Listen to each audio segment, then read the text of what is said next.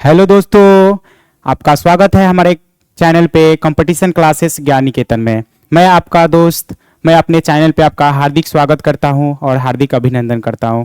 आज हम लोग बहुत ही अच्छे सेशन का डिस्कस करने वाले हैं, जो आपके अन्य किसी भी एग्जाम से आप तैयारी कर रहे हैं तो आपके इसमें जीके जीएस और करेंट अफेयर आपका कवर हो जाएगा। ठीक है, तो इसमें हम 50 क्वेश्चन प्लस में जीके जीएस और करेंट अफेयर से लिए हैं। आज हम देखते हैं कि हम लोग क्या अच्छा कर सकते हैं। सारे क्वेश्चन जो है ना एग्जाम के व्यू से बहुत ज़्यादा इंपॉर्टेंट होगा। ठीक है, तो देखते हैं आज का शानदार सेशन आप लोग के बीच है।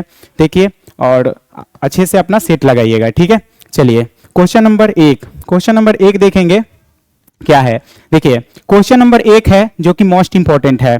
ठीक है, चलिए क्वेश्चन नंबर 1 है आपका, कह रहा है कि लेसर ओलंपिक खेलों में निम्नलिखित में से किस खेल की श्रेणी में है। लेसर ओलंपिक, देखिए जो कि मोस्ट इंपॉर्टेंट है, ध्यान दीजिएगा। लेसर ओलंपिक खेलों में निम्नलिखित में से किस खेल की श्रेणी में है, बताइए। आपका फर्स्ट है घुड़सवारी, दूसरा है गोल्फ और तीसरा आपका बार लगाना और चौथा है आपका नौकायन। ठीक है, बताइए तो इसमें जो है कौन सा जो है लेसर ओलंपिक खेलों से निम्नलिखित की श्रेणी में आता है। तो इसका राइट आंसर हो जाएगा ऑप्शन नंबर डी, नौकायन। ये नौकायन जो है लेसर ओलंपिक खेल से संबंधित है। ठीक है, बात की जाए यहां पे गोल्फ खेल ये जो है आपके अन्य, देखिए गोल्फ खेल जो है ये स्कॉटलैंड का राष्ट्रीय खेल है। क्या है? ये आपका स्कॉटलैंड का राष्ट्रीय खेल है, स्कॉटलैंड। गोल्फ जो है स्कॉटलैंड का राष्ट्रीय खेल है। ठीक है, चलिए नेक्स्ट नंबर क्वेश्चन नंबर 2 जो कि मोस्ट इंपॉर्टेंट है आपके एग्जाम से। देखिएगा कह रहा है कि भारतीय संसद में पहला लोकपाल विधेयक कब पेश किया गया था। भारतीय संसद में पहला लोकपाल विधेयक कब पेश किया गया था, बताइए। पहला विधेयक कब पेश किया गया था। फिर से देखिए, कह रहा है कि भारतीय संसद में पहला लोकपाल विधेयक कब पेश किया गया था। तो आपका राइट आंसर हो जाएगा ऑप्शन नंबर ए। ऑप्शन नंबर ए राइट होगा 1968 में। 1968 में जो है पहला लोक विधेयक पारित किया गया था। बात की जाए यहां पे ये किससे संबंधित है, तो ये शांति प्रस्ताव से संबंधित है। किससे संबंधित है ये जो है आपके विधेयक जो है शांति प्रस्ताव से। ठीक है, शांति प्रस्ताव से संबंधित है। ठीक है, याद रखिएगा, इसके लिए जो है चलाया गया था। बात की जाए यहां पे पहला जो है नेक्स्ट क्वेश्चन नंबर 3 जो कि मोस्ट इंपॉर्टेंट है, ध्यान दीजिए। कह रहा है कि हॉकी का संबंध निम्नलिखित में से किस टूर्नामेंट से है, बताइए। हॉकी का संबंध निम्नलिखित में से किस टूर्नामेंट से है, जो आपके काफी इंपॉर्टेंट क्वेश्चन है। ठीक है, ध्यान दीजिए। कह रहा है पहला रंगास्वामी कप, दूसरा का आपका ईरानी कप, तीसरा का डेविस कप और चौथा है आपका सुब्रोतो कप। ठीक है, बताइए। तो इसका राइट आंसर हो जाएगा ऑप्शन नंबर ए। ऑप्शन नंबर ए राइट होगा, रंगास्वामी कप। इसे हॉकी का संबंध इससे है, रंगास्वामी कप से जो है हॉकी का संबंधित है। बात की जाए यहां पे ईरानी कप, तो ईरानी कप जो है ना क्रिकेट से संबंधित है। किससे है? क्रिकेट से संबंधित है आपका ईरानी कप। बात की जाए यहाँ पे डेविस कप, तो ये आपके लॉन टेनिस से संबंधित है। किससे संबंधित है? लॉन टेनिस से संबंधित है। ठीक है, लॉन टेनिस से संबंधित है। लॉन टेनिस से संबंधित है। बात की जाए यहाँ पे सुब्रोतो कप, तो ये फुटबॉल से संबंधित है। किससे संबंधित है? फुटबॉल से संबंधित है, याद रखिएगा यहाँ पे।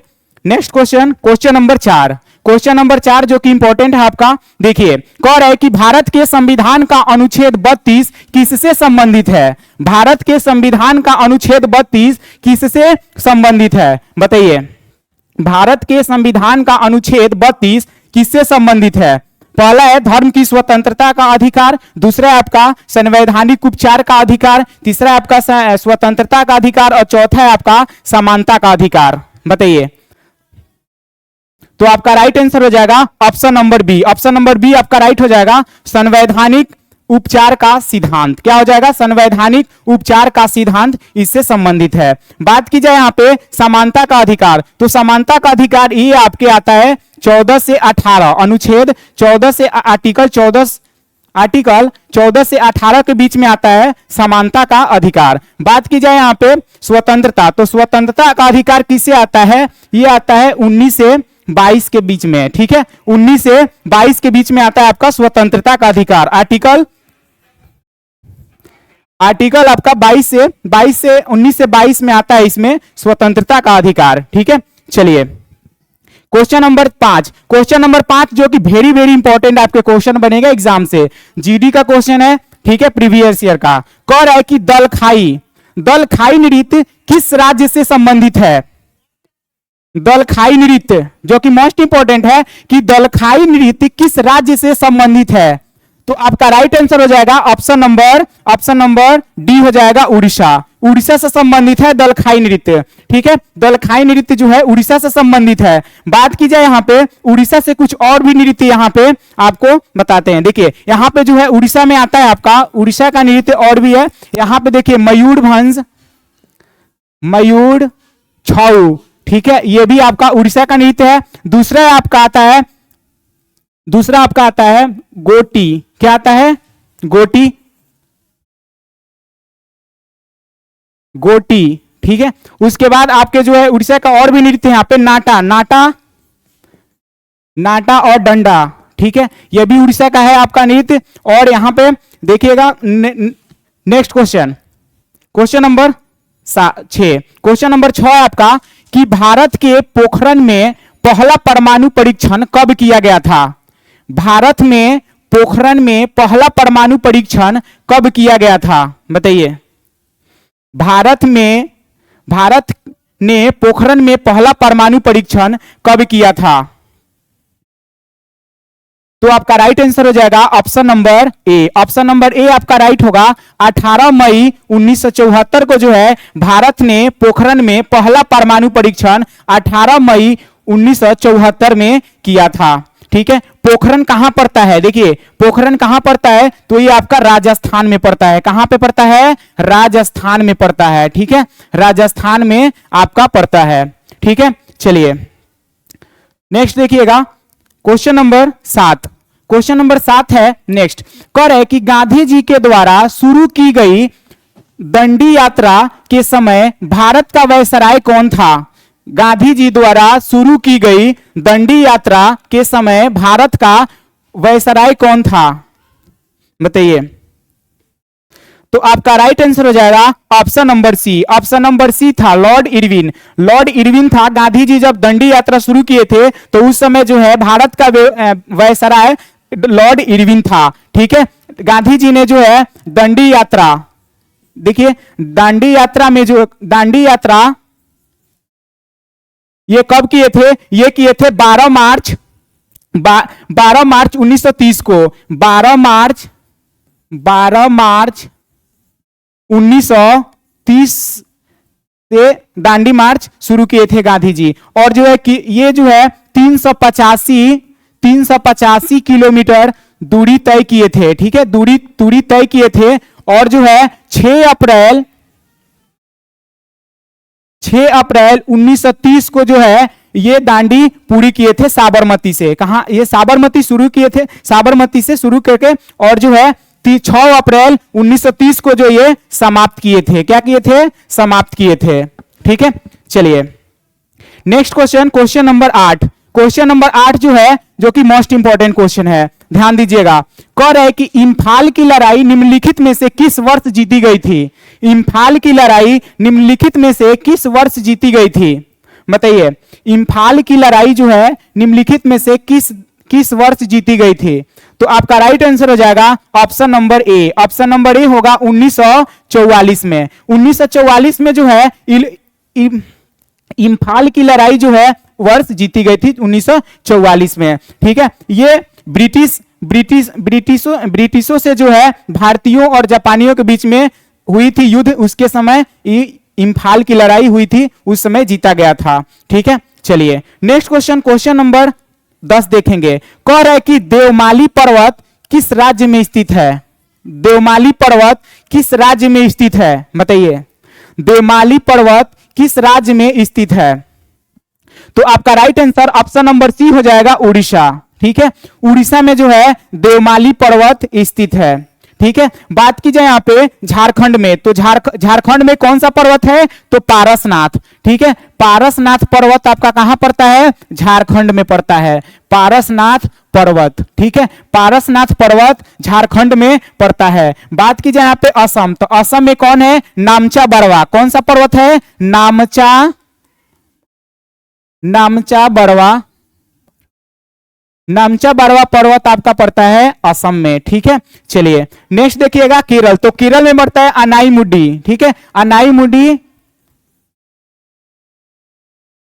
अनाईमुडी पर्वत केरल में पड़ता है। ठीक है, केरल राज्य में अनाईमुडी पर्वत पड़ता है। ठीक है, चलिए क्वेश्चन नंबर 10, क्वेश्चन नंबर 10 है जो कि मोस्ट इंपॉर्टेंट क्वेश्चन है। क्वेश्चन है कौन है कि नागालैंड को राज्य कब घोषित किया गया था? नागालैंड को कब राज्य घोषित किया गया था? बताइए, नागालैंड को कब राज्य घोषित किया गया था?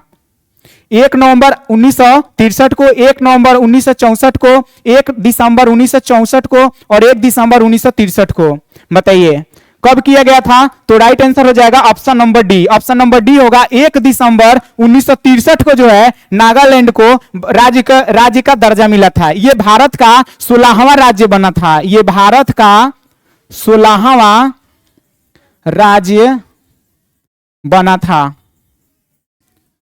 था। बात कीजिए यहां पे नागालैंड, तो नागालैंड की राज्य भाषा क्या है? तो नागालैंड की राज्य भाषा जो है वहां की अंग्रेजी है। ठीक है, और बात की जाए नागालैंड की राजधानी, तो नागालैंड की राजधानी कोहिमा है। कहां है? कोहिमा। ठीक है, बात की जाए कि नागालैंड के सीएम, तो नागालैंड के सीएम कौन है? हमारे नेफियो रियो। कौन है? नेफियो रियो। कौन है? नेफियो रियो है। ठीक है, नेफियो रियो है आपके नागालैंड के सीएम। ठीक है, चलिए नेक्स्ट देखा जाए यहां पे 11वां नंबर क्वेश्चन। 11 नंबर क्वेश्चन है आपका, 11 नंबर क्वेश्चन है कि विश्व अल्जाइमर दिवस कब मनाया जाता है? वेरी वेरी मोस्ट इंपॉर्टेंट आपके क्वेश्चन है। देखिएगा, विश्व अल्जाइमर दिवस कब मनाया जाता है? बताइए, विश्व अल्जाइमर दिवस 12 अक्टूबर को, 19 मार्च को, 6 जनवरी को और 21 सितंबर को। तो विश्व अल्जाइमर दिवस कब मनाया जाता है? तो 21 सितंबर को। कब मनाया जाता है? 21 सितंबर को मनाया जाता है। बात की जाए यहां पे 12 अक्टूबर, तो 12 अक्टूबर को मनाया जाता है विश्व दृष्टि दिवस। कब क्या मनाया जाता है? विश्व दृष्टि दिवस। विश्व दृष्टि दिवस 12 अक्टूबर को मनाया जाता है। ठीक है, बात की जाए यहां पे 19 मार्च, तो 19 मार्च को बलिदान दिवस मनाया जाता है। क्या मनाया जाता है? बलिदान दिवस। बलिदान दिवस मनाया जाता है। ठीक है, चलिए क्वेश्चन नंबर 12, क्वेश्चन नंबर 12 है यक्षगान नृत्य नाटक का एक लोकप्रिय रूप है। देखिए, यक्षगान नृत्य नाटक का एक लोकप्रिय रूप है। किसका रूप है? बताइए। तो यक्षगान नृत्य नाटक का एक लोकप्रिय नृत्य है, तो ये किसका है? तो दक्षिणी भारत का है। किसका है? दक्षिणी भारत का जो है यक्षगान नृत्य नाटक एक लोकप्रिय नृत्य है। बात की जाए कि यक्षगान कहाँ का नृत्य है, तो यक्षगान जो है ये आपके पेपर में बहुत ज्यादा पूछता है, ये कर्नाटक का है। कहाँ का है? कर्नाटक का लोक नृत्य है यक्षगान। ठीक है, चलिए नेक्स्ट देखा जाए 13 नंबर क्वेश्चन। 13 नंबर जो कि मोस्ट इंपॉर्टेंट है, ध्यान दीजिएगा। कह रहे कि दुनिया की पहली हस्तलिखित नीडल पुस्तक, मोस्ट इंपॉर्टेंट है नीडल पुस्तक, कह रहे कि दुनिया की पहली हस्तलिखित नीडल पुस्तक कौन सी है? तो नीडल पुस्तक कौन सी है? तो आपका राइट आंसर हो जाएगा option number C. Option number C होगा मधुशाला। मधुशाला जो है दुनिया की पहली हस्तलिखित नीडल पुस्तक है। इसको किसने लिखा था? तो मधुशाला को पुस्तक किसने लिखा था? तो ये लिखे थे हरिवंश बच्चन राय। ठीक है, कौन लिखे थे? हरिवंश बच्चन राय। ठीक है, हरिवंश बच्चन राय। ठीक है, मधुशाला पुस्तक के लेखक कौन है? हरिवंश बच्चन राय। ठीक है, बात की जाए यहां पे हरिवंश बच्चन राय का जन्म कब हुआ था? तो इनका जन्म जो है 27 नवंबर, कब हुआ था इनका? 27 नवंबर 1907 में, ठीक है। हरिवंश बच्चन राय का जन्म कब हुआ था? हरिवंश बच्चन राय का जन्म 1907 ईस्वी में हुआ था, ठीक है। चलिए नेक्स्ट देखा जाए क्वेश्चन नंबर 14। क्वेश्चन 14 जो कि मोस्ट इंपॉर्टेंट है, कांच महल। देखिए कांच महल निम्नलिखित में से किस जिले में स्थित है? कांच महल निम्नलिखित में से किस जिले में स्थित है, बताइए। तो कांच महल निम्नलिखित में से किस जिले में है? तो ये आपका आगरा में है। कहां पे है? आगरा में है। कांच महल कहां स्थित है? तो कांच महल आगरा में स्थित है। बात की जाए यहां पे आगरा, तो आगरा में जो है आपका कौन कौन से हैं? तो आगरा में आपका ताजमहल है, ताजमहल, आगरा का किला,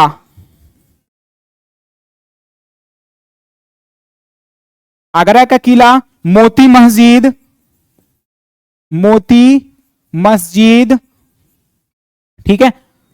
नेक्स्ट देखिएगा क्वेश्चन नंबर 15। क्वेश्चन 15 है आपका कि भारतीय कपास निगम की स्थापना किस वर्ष हुई थी? भारतीय कपास निगम की स्थापना किस वर्ष हुई थी, बताइए। भारतीय कपास निगम की स्थापना किस वर्ष हुई थी?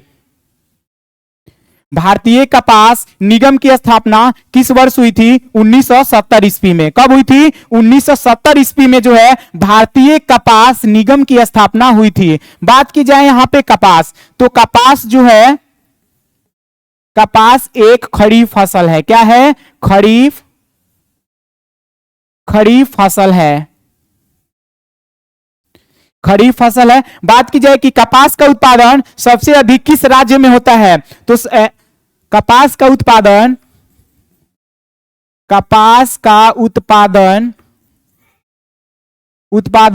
सबसे अधिक गुजरात में होता है। कहां पे होता है? गुजरात में होता है, ठीक है। और कपास के लिए गुजरात में होता है। कपास के लिए जो है सबसे ज्यादा उपजाऊ जो है काली मिट्टी होती है। कपास के लिए उपयुक्त मिट्टी कौन सी होती है? तो काली मिट्टी, ठीक है, काली मिट्टी। चलिए कपास के उत्पादन के लिए सबसे ज्यादा काली मिट्टी उपयोग होता है। और काली मिट्टी सबसे ज्यादा किस राज्य में पाया जाता है? तो महाराष्ट्र में पाया जाता है। काली मिट्टी जो है सबसे ज्यादा महाराष्ट्र में पाया जाता है। नेक्स्ट देखिए क्वेश्चन नंबर 16। कह रहे कि छोटा इमामबाड़ा निम्नलिखित में से किस शहर में स्थित है? छोटा इमामबाड़ा निम्नलिखित में से किस शहर में स्थित है? छोटा इमामबाड़ा निम्नलिखित में से किस शहर में स्थित है? पहला है लखनऊ, दूसरा का कानपुर और तीसरा अहमदाबाद और चौथा का हैदराबाद।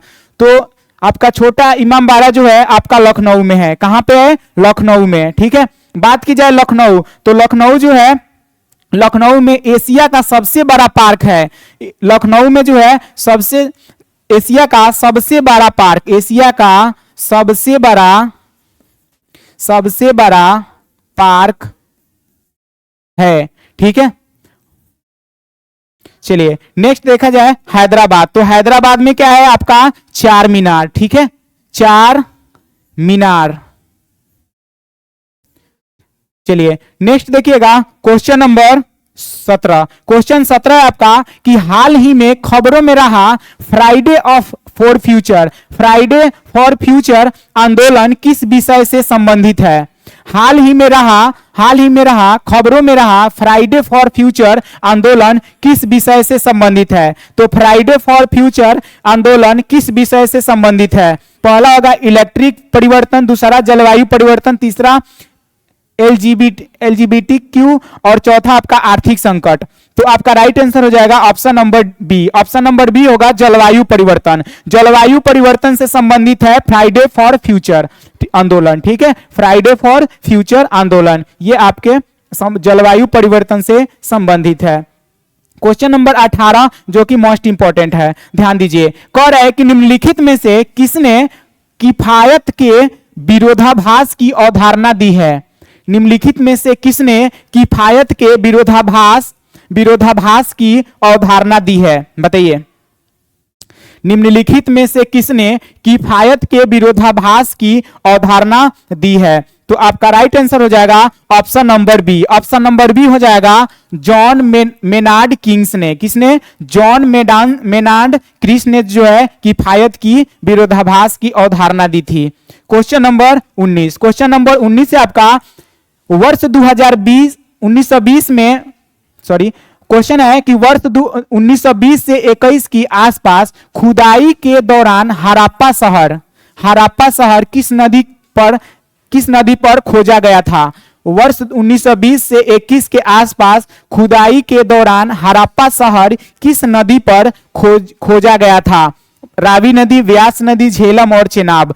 तो ये आपका पड़ता है किस नदी पे खोजा गया था? तो ये आपका रावी नदी। ठीक है, रावी नदी पे जो है हड़प्पा शहर को खोजा गया था। ठीक है, चलिए नेक्स्ट देखा जाए क्वेश्चन नंबर 20। क्वेश्चन नंबर 20 से आपका कि निम्नलिखित में से कौन सी नदी हिमाचल प्रदेश की लाहौल घाटी से, देखिए हिमाचल प्रदेश की लाहौल घाटी से निकलती है?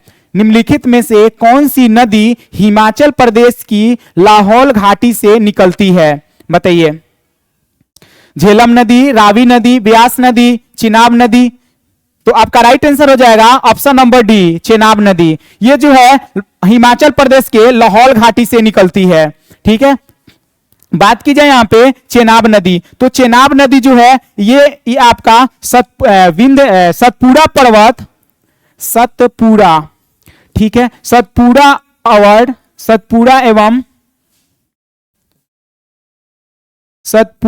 एवं विंध्य पर्वत, ठीक है, विंध्य पर्वत के बीच में बहती है।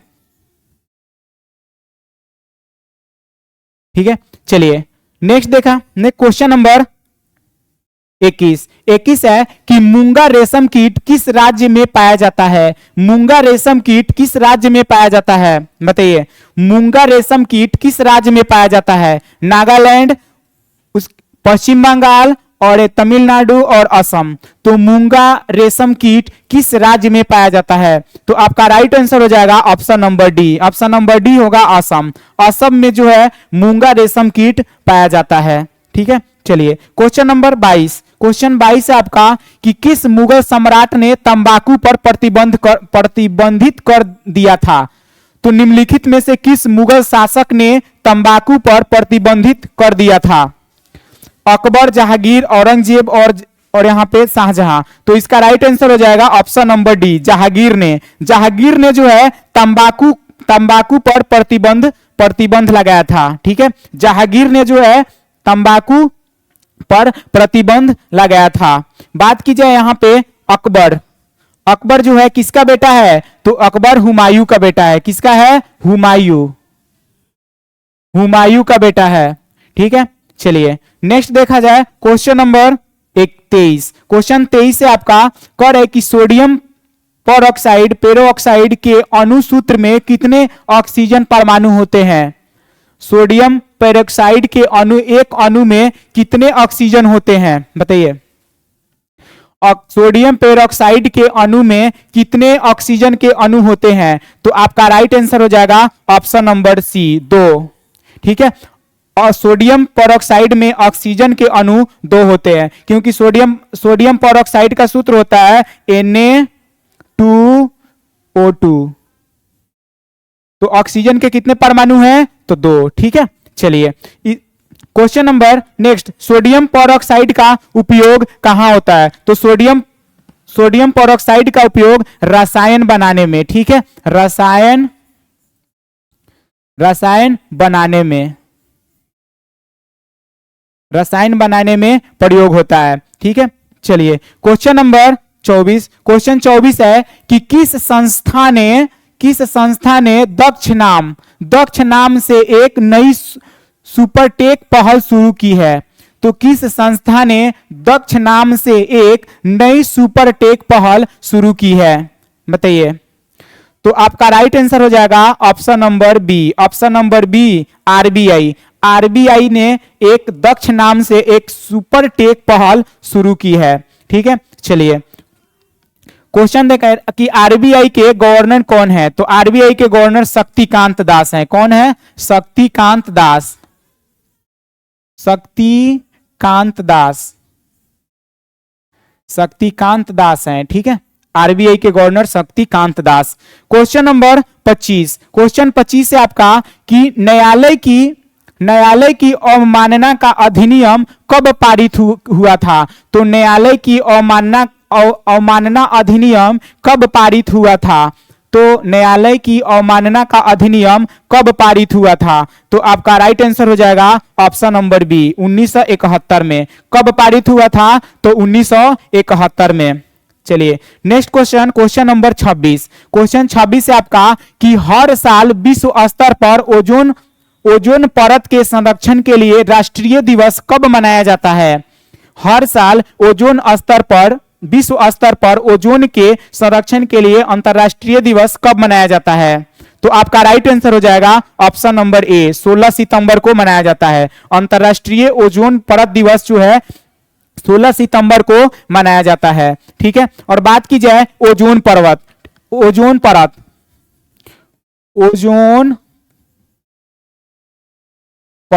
तो ओजोन परत किसमें पाया जाता है, तो समताप मंडल में। समताप मंडल में ओजोन परत किस मंडल में पाया जाता है, समताप मंडल में। यह पृथ्वी से जो है 15 से 30 किलोमीटर दूरी पर है, 15 से 30 किलोमीटर दूरी तक है।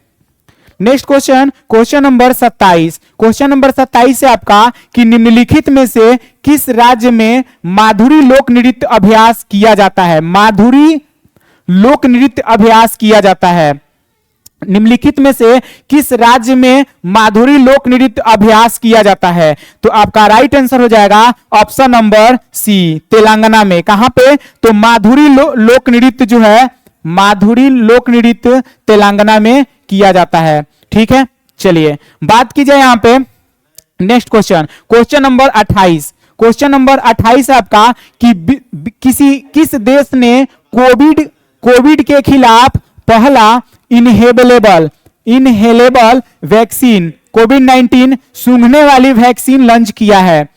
किस देश ने कोविड के खिलाफ पहला इनहेलेबल वैक्सीन सूंघने वाली वैक्सीन लॉन्च किया है, बताइए। तो किस देश ने कोविड के खिलाफ पहला इनहेलेबल वैक्सीन सूंघने वाली वैक्सीन का खोज किया है, तो आपका राइट आंसर हो जाएगा ऑप्शन नंबर डी, चीन ने जो है पहला जो है इनहेलेबल वैक्सीन सूंघने वाली वैक्सीन का खोज किया है। नेक्स्ट देखिए क्वेश्चन नंबर 29, क्वेश्चन 29 से आपका कि निम्नलिखित में से किस राजा ने कश्मीर में चौथी बौद्ध संगीति का आयोजन किया था, तो ये मोस्ट इंपॉर्टेंट क्वेश्चन है कि चौथी बौद्ध संगीति का आयोजन किस राजा ने किया था। कनिष्क ने, बिंबिसार ने, अजातशत्रु ने और चंद्रगुप्त मौर्य ने, तो आपका राइट आंसर हो जाएगा ऑप्शन नंबर ए, कनिष्क ने जो है चौथा बौद्ध संगीति शुरू किया था। ठीक है, और कहां किया था, तो ये आपका कुंडल वन में। कहां पे, कुंडन बन, ठीक है, कुंडन में किया था। बात की जाए अजातशत्रु, तो अजातशत्रु जो है पहला बौद्ध संगीति शुरू किया था। का पहला बौद्ध संगीति, पहला बौद्ध संगीति, ठीक है, बौद्ध संगीति किया था। कहां, तो ये राजगीर में। कहां पे, राजगीर में। कहां किया था, राजगीर में। ठीक है, चलिए क्वेश्चन नंबर 30 है कि इलाहाबाद स्तंभ की ऊंचाई कितनी है। इलाहाबाद स्तंभ की ऊंचाई कितनी है जिस पर समुद्रगुप्त से जुड़े शिलालेख है, तो अहमदाबाद स्तंभ की ऊंचाई कितनी है जिस पर समुद्रगुप्त से जुड़े शिलालेख है, बताइए। 40 फीट, 35 फीट, 30 फीट और 25 फीट। तो इलाहाबाद स्तंभ की ऊंचाई कितनी है जिस पर समुद्रगुप्त से जुड़े शिलालेख है, तो इसका right answer option number B होगा, 35 फीट। कितना है, 35 फीट इसकी हाइट है। ठीक है, next question, question number 31, Nowruz के प्रसिद्ध फारसी त्योहार किसने शुरू किया था? तो नौरोज त्योहार किसने शुरू किया था बताइए? नौरोज त्योहार फारसी में किसने शुरू किया था? नौरोज त्योहार किसने शुरू किया था? तो राइट आंसर हो जाएगा option number A, Ghiyasuddin Tughlaq ने। किसने? गयासुद्दीन तुगलक ने जो है नौरोज के प्रसिद्ध त्योहार का शुरुआत किया था। ठीक है, नौरोज के प्रसिद्ध त्योहार का खोज किया था, शुरुआत की थी। क्वेश्चन नंबर 32, क्वेश्चन नंबर 32 से आपका कि निम्नलिखित में से किस नदी के खंड को 1988 में राष्ट्रीय जल मार्ग 2 घोषित किया गया था? निम्नलिखित में से किस नदी के खंड को 1988 में राष्ट्रीय जल मार्ग 2 घोषित किया गया था बताइए? तो आपका राइट आंसर हो जाएगा option number C, Brahmaputra. Brahmaputra नदी को जो है राष्ट्रीय जल मार्ग 2 घोषित किया गया था। ठीक है, चलिए ये ब्रह्मपुत्र, तो ब्रह्मपुत्र की बात की जाए तो ये सबसे बड़ा डेल्टा बनाती है, सबसे बड़ा डेल्टा बनाती है, सबसे बड़ा डेल्टा बनाती है। ठीक है, सबसे बड़ा डेल्टा बनाती है।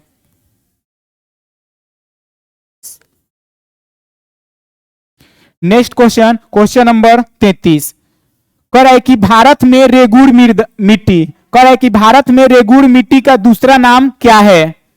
तो भारत में रेगुड़ मिट्टी का दूसरा नाम क्या है बताइए?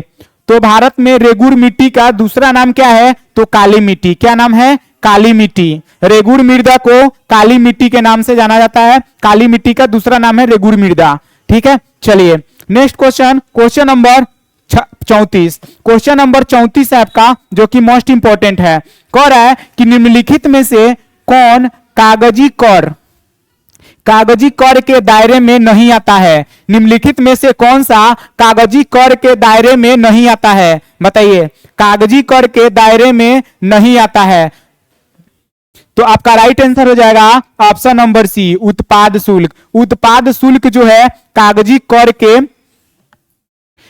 कर के जो है दायरे में नहीं आता है। बाकी आपका यहाँ पे उपहार कर, संपत्ति कर और शुल्क और संपत्ति कर, ये शुल्क, ये संपत्ति शुल्क, ये कागजी कर के रूप में आता है, लेकिन जो है आपका उत्पाद शुल्क जो है कागजी कर में नहीं आता है।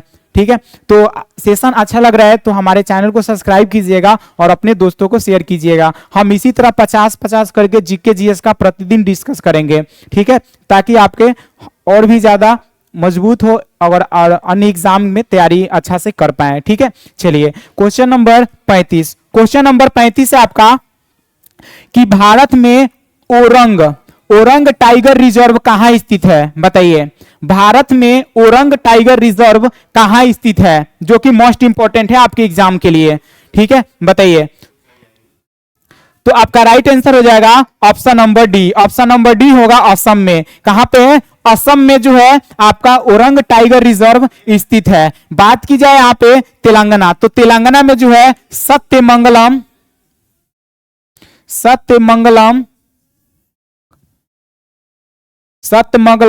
टाइगर रिजर्व है। ठीक है, टाइगर रिजर्व है, सत्यमंगलम टाइगर रिजर्व आपका तेलंगाना में है। ठीक है, याद रखिएगा।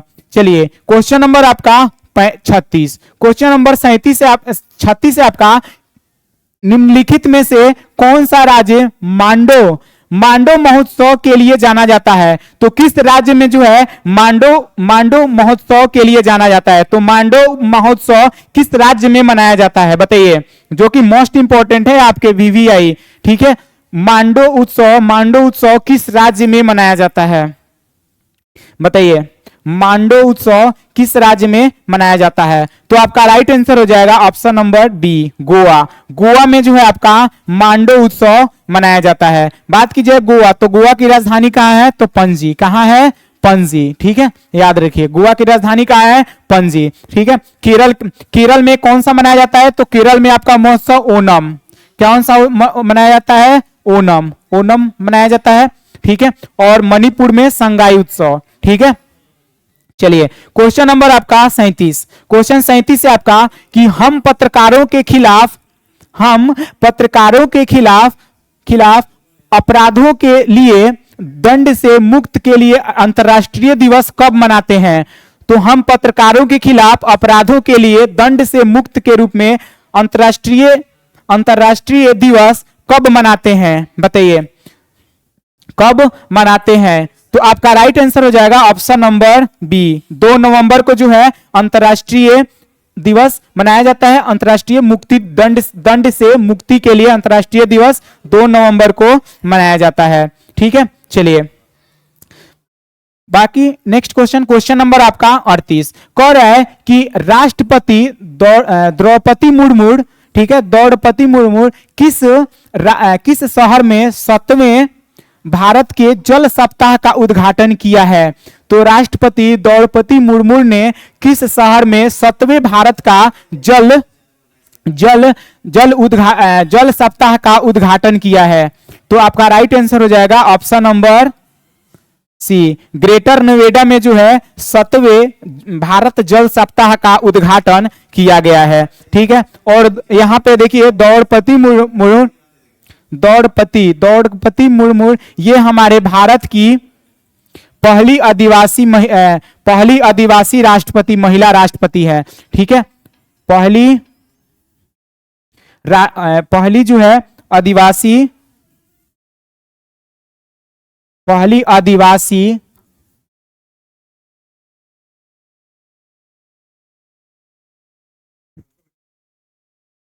महिला राष्ट्रपति हैं। ठीक है, याद रखिएगा। चलिए नेक्स्ट क्वेश्चन नंबर 39 जो कि मोस्ट इंपॉर्टेंट है कि भारत की जनगणना 2021 के आंकड़ों के अनुसार हिंदुओं मुसलमानों के बाद भारत में तीसरा सबसे बड़ा धार्मिक समूह कौन सा है? तो भारत की जनसंख्या 2011 की जनसंख्या के आंकड़ों के अनुसार हिंदुओं और मुसलमानों के बाद भारत में तीसरा सबसे बड़ा धार्मिक समूह कौन सा है? तो आपका राइट आंसर ए नंबर होगा आपका ईसाई। हिंदू और मुसलमानों के जो है बाद ईसाई धर्म समूह तीसरा सबसे अधिक है। ठीक है, चलिए क्वेश्चन नंबर 40 से आपका कि बेम्पति चिन्ना सत्यम का संबंध निम्नलिखित में से किस शास्त्रीय नृत्य से है? बेम्पति चिन्ना सत्यम का संबंध किस शास्त्रीय नृत्य से है? बताइए। तो आपका राइट आंसर हो जाएगा ऑप्शन नंबर सी, कुचिपुड़ी से है। अब देखिए कुचिपुड़ी किस राज्य का लोक नृत्य है? तो ये आपके आंध्र प्रदेश का है। कहां का है? आंध्र प्रदेश का है। ठीक है, बात की जहां पे भारतनाट्यम, तो भारतनाट्यम तमिलनाडु का जो है नृत्य है। ठीक है, तमिलनाडु का लोक नृत्य है। बात की जाए कथक, तो कथक की ये आपके कहां कथकी का? उत्तर प्रदेश। कहां का है? उत्तर प्रदेश। ठीक है, उत्तर प्रदेश। और मणिपुरी जो है मणिपुर का है। कहां का है? मणिपुर का है। नेक्स्ट क्वेश्चन नंबर 41 कह रहा है कि कोरबा कोलफील्ड भारत के किस राज्य में स्थित है? कोरबा कोलफील्ड भारत के किस राज्य में स्थित है? तो कोरबा कोलफील्ड भारत के किस राज्य में स्थित है? बताइए, जो कि मोस्ट इंपोर्टेंट है आपका। तो देखिए आपका राइट आंसर हो जाएगा ऑप्शन नंबर डी, छत्तीसगढ़ से संबंधित है। कोरबा कोलफील्ड जो है भारत के छत्तीसगढ़ राज्य से संबंधित है। ठीक है, चलिए नेक्स्ट क्वेश्चन नंबर 42 कह रहे कि विश्व स्वरूपम नामक 369 फीट की ऊंची शिव प्रतिमा किस राज्य में स्थित है? तो विश्व स्वरूपम नामक 369 फुट ऊंची शिव प्रतिमा किस राज्य में बनाई गई है? बताइए। तो 369 फुट की ऊंची शिव प्रतिमा किस राज्य में बनाई गई है? तो आपका राइट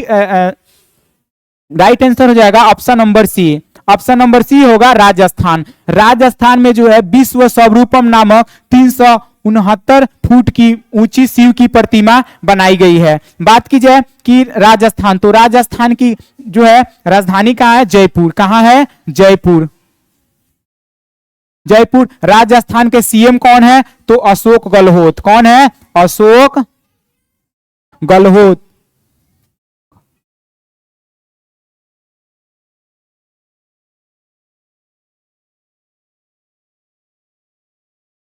अशोक गहलोत हैं। ठीक है, चलिए क्वेश्चन नंबर 43 कह रहा है कि विश्व शहर दिवस कब मनाया जाता है? विश्व शहर दिवस कब मनाया जाता है? बताइए, विश्व शहर दिवस कब मनाया जाता है? तो आपका राइट आंसर हो जाएगा ऑप्शन नंबर ए, 31 अक्टूबर को जो है विश्व शहर दिवस मनाया जाता है। नेक्स्ट क्वेश्चन, क्वेश्चन नंबर 44 कह रहा है कि vernacular press act British Bharat ने किस वर्ष पारित किया था? तो vernacular press act British Bharat में किस वर्ष पारित किया गया था? बताइए। तो यह किया गया था 1878 ईस्वी में। वर्नाक्यूलर प्रेस एक्ट जो है ब्रिटिश भारत ने वर्ष 1878 में पारित किया गया था। यह पारित किया गया था कि अगर कोई भी प्रिंटिंग प्रेस अगर अखबार छापता है तो ब्रिटिश सरकार के खिलाफ, तो उसका जो है सारा संपत्ति जब्त कर लिया गया, इसीलिए ये एक्ट चलाया गया था। ठीक है, 1878 ईस्वी में जो है vernacular press act British Bharat ने चलाया था। क्वेश्चन नंबर 45 से आपका कि कृष्णा नदी किस राज्य में बंगाल की खाड़ी में समुद्र में मिलती है? कृष्णा नदी किस राज्य में बंगाल की खाड़ी में समुद्र से मिलती है? बताइए। तो कृष्णा नदी किस राज्य में बंगाल की खाड़ी में समुद्र से मिलती है? तो आपका राइट आंसर हो जाएगा ऑप्शन नंबर सी। क्या हो जाएगा? ऑप्शन नंबर सी हो जाएगा। ठीक है, यहां पे हमारा कौन सा ऑप्शन हो जाएगा? ऑप्शन नंबर सी हो जाएगा।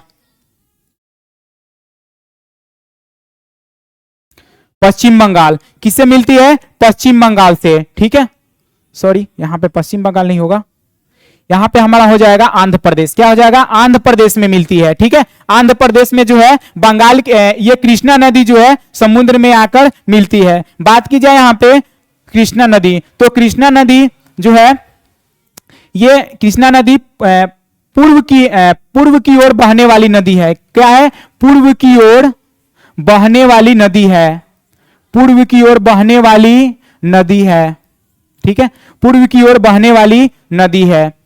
नेक्स्ट क्वेश्चन, क्वेश्चन नंबर 46 कह रहा है कि गोपाल कृष्ण गोखले ने 1905 में किसकी स्थापना की थी? गोपाल कृष्ण गोखले ने 1905 में किसकी स्थापना की थी? बताइए। तो गोपाल कृष्ण गोखले ने 1905 में किसकी स्थापना की थी? तो ये किए थे, ऑप्शन नंबर सी होगा आपका, servant of India society. Servant of India society की स्थापना गोपाल कृष्ण गोखले ने किए थे। ठीक है, चलिए बात कीजिए यहां पे 1905। तो 1905 में जो है 1905 में बंगाल विभाजन हुआ था। ठीक है, बंगाल विभाजन 1905 में जो है बंगाल विभाजन हुआ था। ठीक है, चलिए क्वेश्चन नंबर आपका 47 कह रहा है कि कितने भारतीय राज्य पाकिस्तान के साथ सीमा साझा करते हैं? बताइए। कितने भारतीय राज्य पाकिस्तान के साथ सीमा साझा करते हैं? ठीक है, कितने सीमा साझा करते हैं? तो आपका राइट आंसर हो जाएगा option number D. Option number D होगा 4। कितने करते हैं? 4। ठीक है, और देखिए इसका जो है पाकिस्तान के साथ 4 जो राज्य जो है सीमा साझा करते हैं। इसका सबसे ट्रिक है, याद करने का ट्रिक है, जैसे पंडित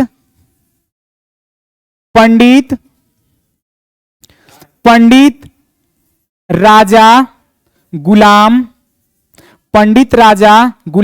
जय हो। ठीक है, याद रखिएगा, अच्छा ट्रिक है। ठीक है, पंडित राजा गुलाम जय हो। प से क्या हो जाएगा? पंजाब। कौन सा हो जाएगा?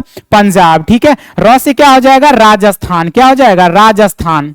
ठीक है, राजस्थान। ग से क्या हो जाएगा हमारा? गुजरात। क्या हो जाएगा? गुजरात। और ज से क्या हो जाएगा हमारा? ज से जम्मू कश्मीर। ठीक है, जम्मू कश्मीर। ठीक है, जम्मू कश्मीर। ये सबसे अच्छा तरीका है, पंडित राजा गुलाम जय हो। ठीक है, आप यहां से 3 राज्य जो है और एक यूनिट टेरिटरी है जो कि जम्मू कश्मीर है। तो भारत पाकिस्तान के साथ भारतीय 3 गो राज्य और एक केंद्र शासित प्रदेश जो है भूमि का सीमा साझा करता है। ठीक है, चलिए नेक्स्ट क्वेश्चन नंबर आपका 48 कह रहा है कि निम्नलिखित में से कौन सी नदी एक प्रायद्वीपीय नदी नहीं है? बताइए कि निम्नलिखित में से कौन सी नदी एक प्रायद्वीपीय नदी नहीं है? तो आपका राइट आंसर हो जाएगा option number C, Mahananda. Mahananda जो है एक भारत की प्रायद्वीपीय नदी नहीं है। बात की जाए यहां पे नेक्स्ट क्वेश्चन, क्वेश्चन नंबर आपका 49। क्वेश्चन नंबर 49 है आपका कि निम्नलिखित में से कौन सा फाइलम मोलास्का का एक उदाहरण है। ठीक है, तो निम्नलिखित में से कौन सा फाइलम एक मोलास्का का उदाहरण है। तो राइट आंसर हो जाएगा ऑप्शन नंबर ए, ऑक्टोपस। ऑक्टोपस जो है एक मोलास्का का उदाहरण है। ठीक है, बात की जाए यहां पे झींगा, तो झींगा जो है ऑर्थोपोडा है। क्या है? ऑर्थोपोडा ऑर्थोपोडा फाइलम से आता है। ठीक है, चलिए क्वेश्चन नंबर आज का लास्ट क्वेश्चन है, क्वेश्चन नंबर 50, जो कि इंपॉर्टेंट है। अमोनिया क्लोराइड में हाइड्रोजन के कितने परमाणु होते हैं। अमोनिया क्लोराइड में हाइड्रोजन के कितने परमाणु होते हैं, बताइए। तो हाइड्रोजन के कितने परमाणु होते हैं, तो 4। ठीक है, अमोनिया क्लोराइड का सूत्र होता है NH4Cl। अमोनिया क्लोराइड का सूत्र कितना होता है, NH4Cl। ठीक है, इसमें जो है हाइड्रोजन के 4 परमाणु है। ठीक है, चलिए नेक्स्ट देखिए।